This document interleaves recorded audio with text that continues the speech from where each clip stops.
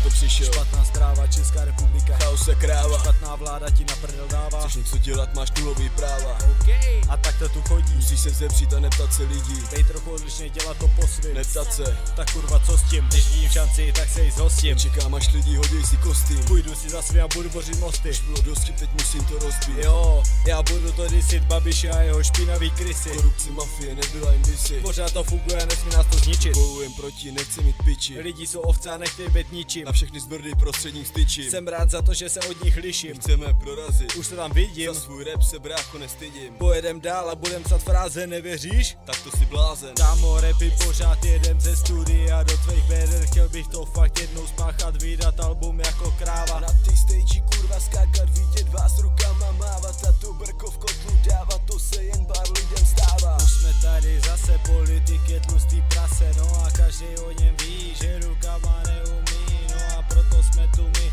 a valíme si to svý, věříme ve svůj úspěch, který nám nepřejí.